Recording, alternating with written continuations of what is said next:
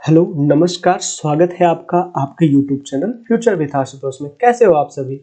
आज जो मैं टॉपिक लेके आया हूँ वो मध्य प्रदेश राज्य के बारे में मैं डिस्कस करूंगा कि मध्य प्रदेश राज्य की सामान्य परिचय बताऊंगा। साथ ही डिस्कस करूंगा कि मैप कैसे पढ़ा जाता है। आपको मैप पढ़ना यानी एटलस पढ़ना भी इसी में सीख मिलेगी एक, और राज्य का एक सामान्य परिचय होगा। और साथ ही आईएएस और पीसीएस किस तरीके के प्रश्न पूछते हैं उसको मैं डिफाइन करने की कोशिश करूंगा। काफी अच्छी कोशिश है, छोटे वीडियो में मैं मध्य प्रदेश राज्य का परिचय दे दूंगा।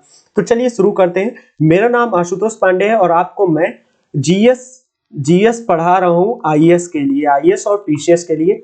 यहाँ पे आपको दो तीन चीजें चल रही हैं। पॉलिटी की क्लासेस चल रही है जो कि आपको देखने को मिलता होगा, जहां अभी मैं प्रधानमंत्री और पार्लियामेंट स्टार्ट करने वाला हूं। पॉलिटी में हिंदी की क्लासेस है। इसके अलावा हिस्ट्री एनसीईआरटी चल रही है,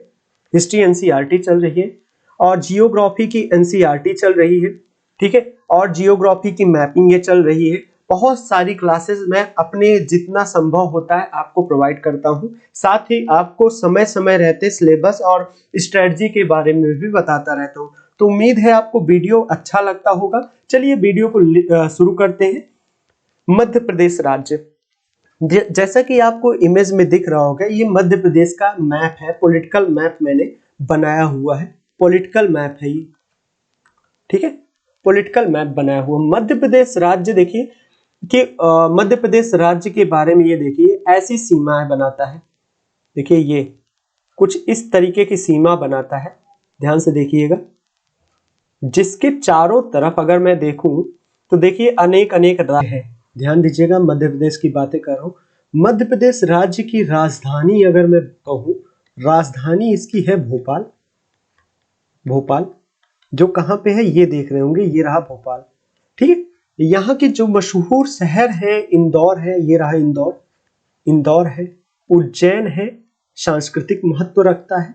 इन सब की बातें करते पहले देख लेते हैं कि मध्य प्रदेश के सीमावर्ती राज्य कौन कौन से हैं।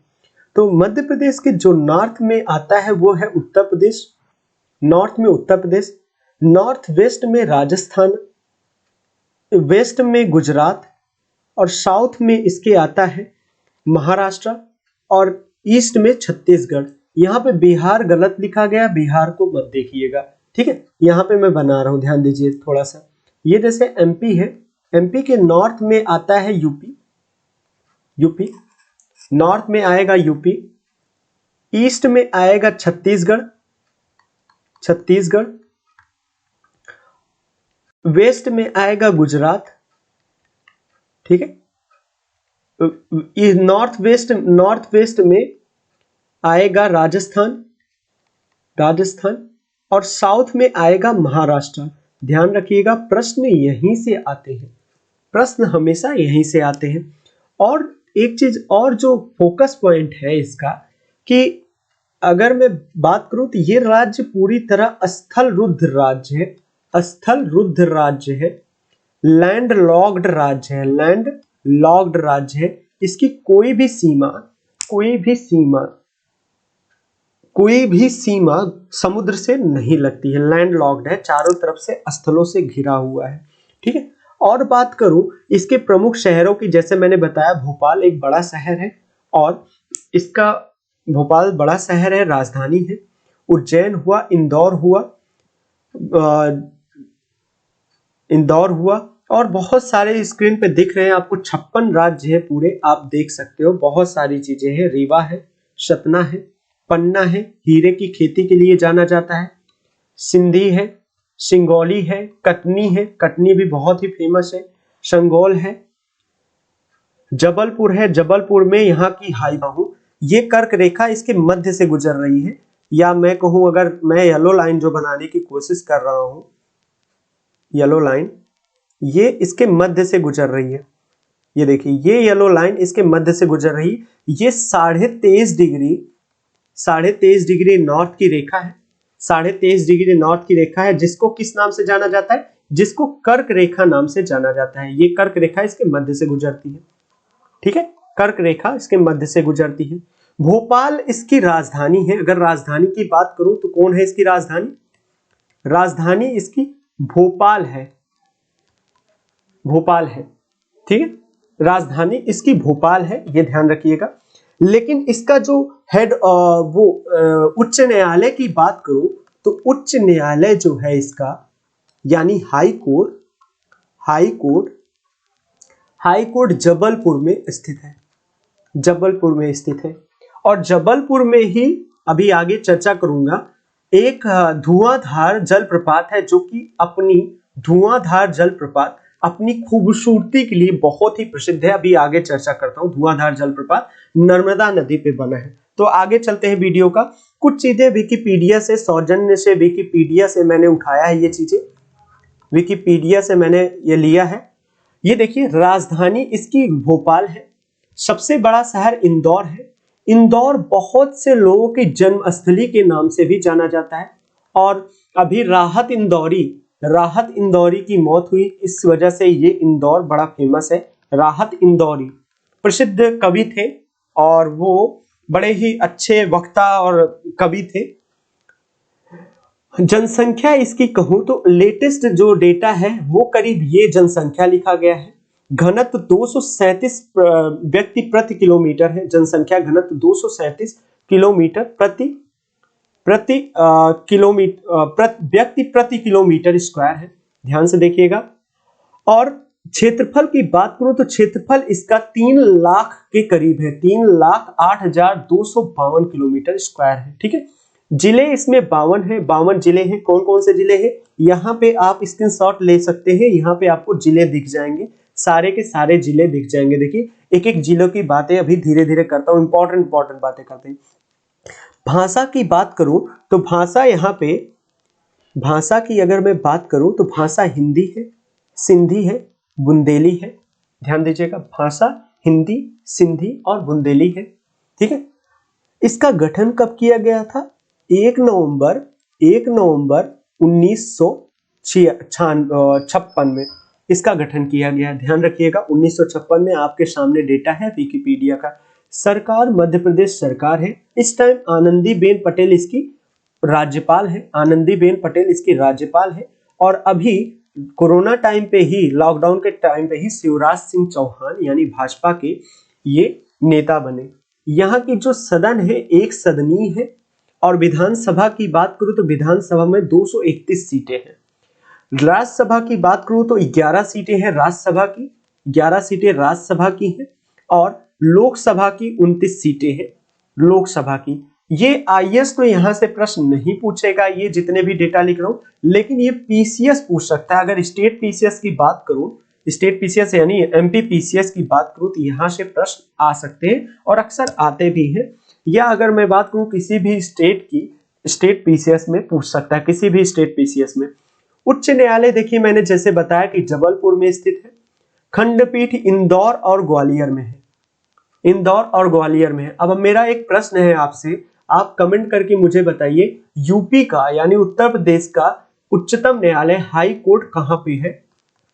हाई कोर्ट कहां पे है, ये आपको कमेंट करना है। कमेंट करिए, आप फटाफट कमेंट करिए, नीचे कमेंट बॉक्स में कमेंट करिए। और साथ ही आप किस राज्य से बिलोंग करते हैं उसको भी कमेंट करना है। डाक सूचक ये दिया गया है, वाहन नंबर ये है। नेक्स्ट चलते हैं, नेक्स्ट भाई आगे बढ़ते हैं।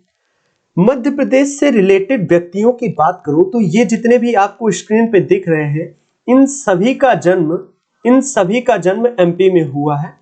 जैसे शिवराज सिंह चौहान जो इस टाइम पे चीफ मिनिस्टर है, सीएम है, उनका भी जन्म यहीं हुआ। प्रसिद्ध अटल बिहारी वाजपेयी, भारत रत्न प्रदान किया गया है इनको। भारत रत्न अटल बिहारी वाजपेयी का भी जन्म यहीं पे है। आनंदीबेन पटेल भी यहीं से है। सलमान खान का जन्म इंदौर में हुआ है, इंदौर में हुआ है। प्रसिद्ध है, इनके बारे में कहने की बहुत आवश्यकता नहीं है। लालजी टंडन बहुत ही फेमस है।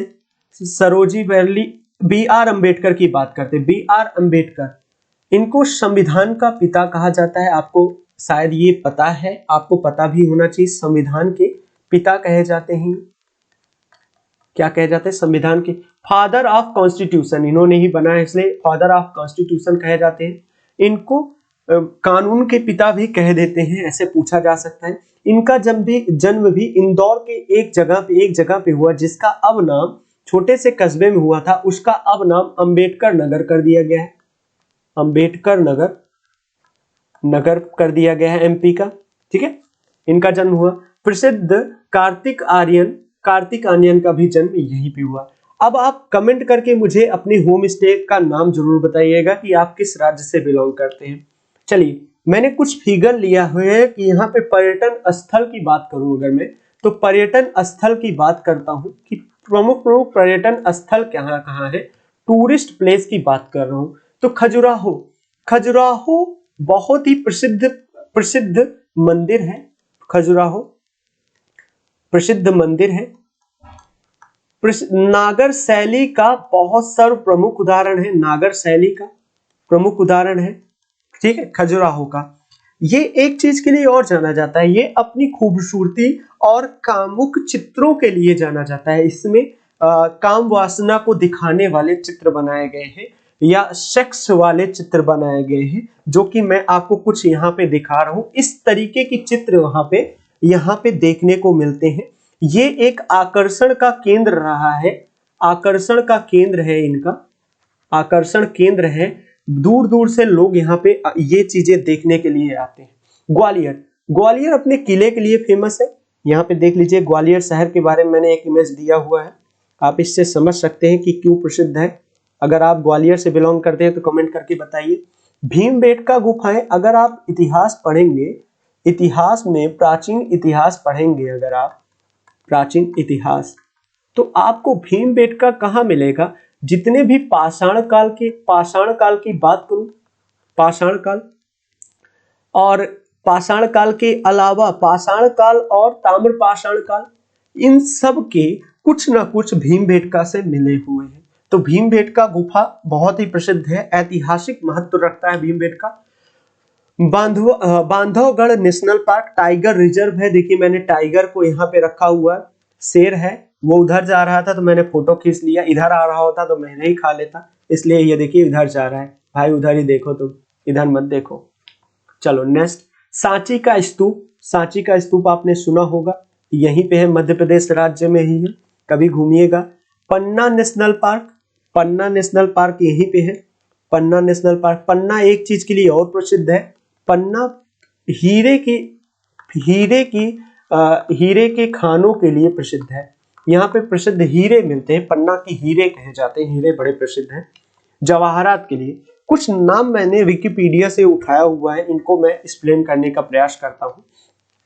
जैसे निमाड़ है, निमाड़ ये क्या होता है? निमाड़ मध्य प्रदेश के पश्चिमी अंचल में स्थित है, पश्चिमी अंचल में ये वाला क्षेत्र है निमाड़।